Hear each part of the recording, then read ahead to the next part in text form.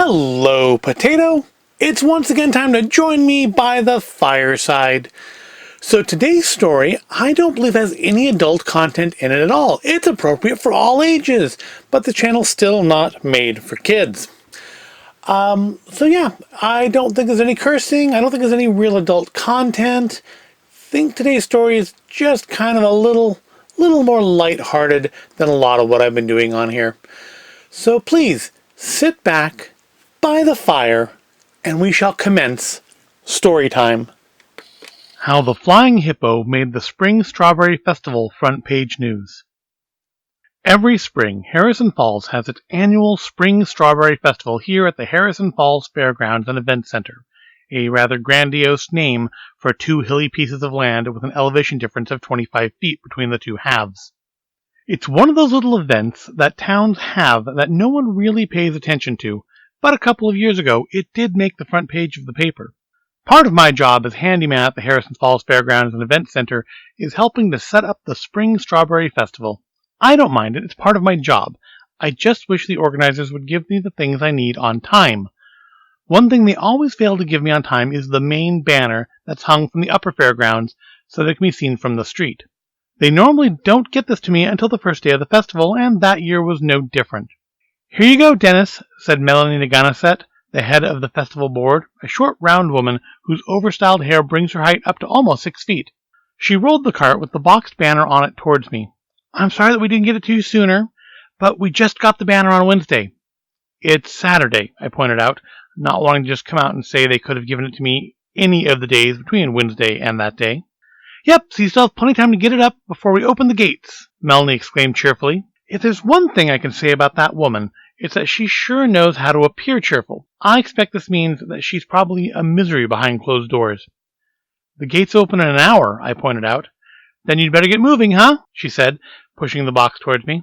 Most people would be incapable of saying that without sounding condescending, but good old Mel sounded as genuine as you could want. It's a little surprising that she never went into politics. Perhaps she'd just been born a few years later. Without waiting for me to comment again, Melanie turned her back to me and started to walk away in the direction of the steps to the lower fairgrounds. "I must get a move on," she called to me over her shoulders. "The produce booth isn't going to set itself up." I knew it wasn't, because I already finished setting it up an hour earlier. Instead of smarting off to Naganeset, I called out to my sole assistant, "Mickey, go get the Hippo." The Hippo was a name some school kids gave to the fairground maintenance truck years ago, before I worked there. I would imagine it's because the truck is big and purple. Those kids were probably in high school by the time this happened, though. While I waited for Mick to come back with the Hippo, I took the banner out of its box to roll it out on the wet grass. I was a little annoyed to see that it was the same banner as the previous year, but with vinyl stickers over the dates. If Melanie did not get that back from the sign makers until Wednesday, it can only mean she didn't give it to them until Monday. I rolled the banner back up and carried it over to the first of the large poles. The banner was big, about 20 feet long and 5 feet tall, but it's not large enough to really need a cart to push it around on. I would certainly never expect Miss Naganeset to break a sweat, though. The Hippo announced itself before I could see it. It was a flatbed Chevy from sometime in the early 70s, and I was not the first handyman to be stuck with it. I had asked for it to be replaced every year, but the answer was always the same. As long as it still runs, there's no reason to replace it.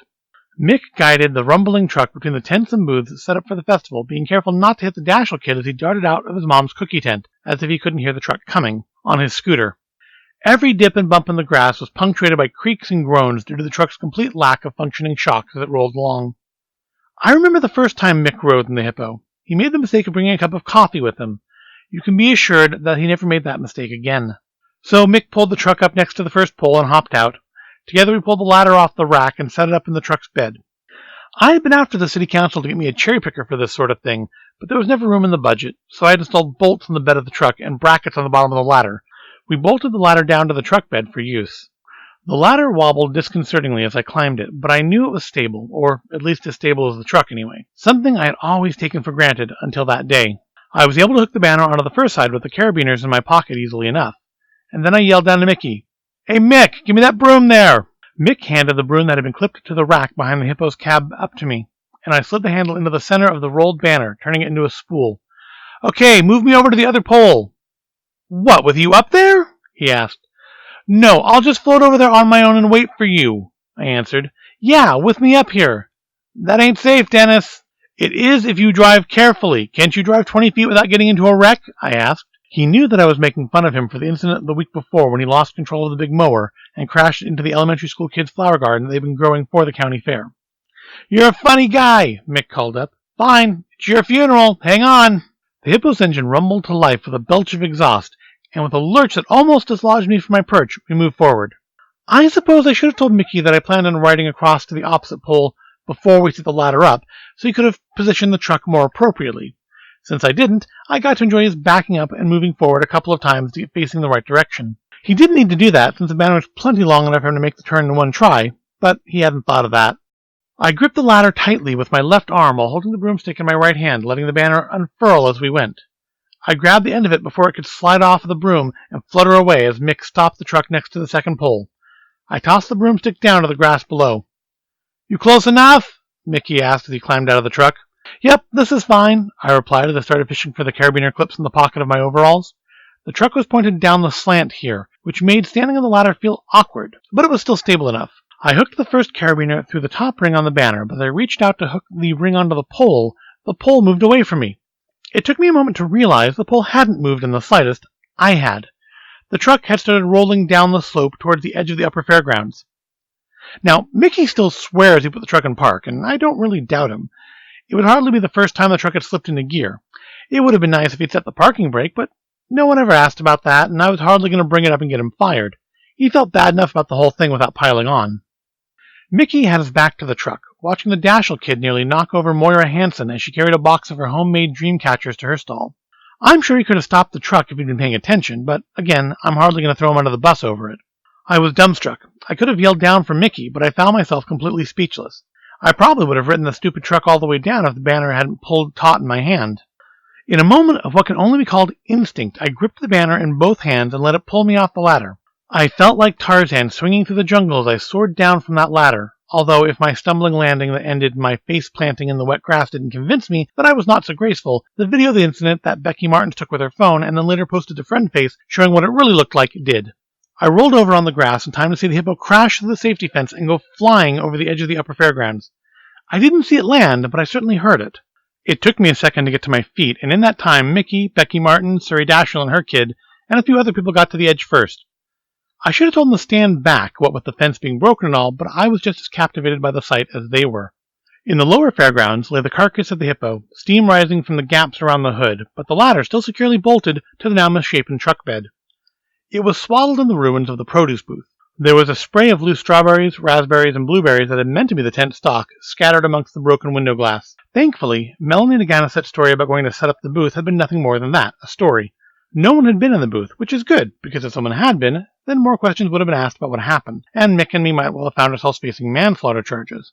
The Harrison Falls Reader, one of those free papers that end up on your driveway every week or so, whether you want them to or not, had one of the reporters, the one who owned a camera, there to do the usual page 10 piece about the festival. He got a great shot of Melanie freaking out as she saw the wreck of the Hippo in the produce booth. She looked like she was trying to pull her hair out. I keep a framed copy of that picture on my wall at home. The picture not only graced the front page of the next edition of the Harrison Falls Reader, but it even got shown in the local news and made the rounds of those fail spot type blogs. It was probably the most fame Harrison Falls has ever had, and certainly the most that the Spring Strawberry Festival is ever likely to get. After that, we got a new truck, late 80s this time. It's still an ugly piece of junk, but it's reliable. For some reason, they chose a pink truck. I'm guessing it was cheap, and the kids dubbed it the Pig. They still haven't sprung for that cherry picker, though. So there you have it. That's the story of how the Flying Hippo made the Spring Strawberry Festival front page news. I'm still handyman at the Harrison Falls Fairgrounds and Event Center, although Mickey has moved on to greener pastures. I figure I'll finish out my working days there, and who knows, maybe I'll still be around someday to see the pig fly. And that is our story. So again, another clever fiction story.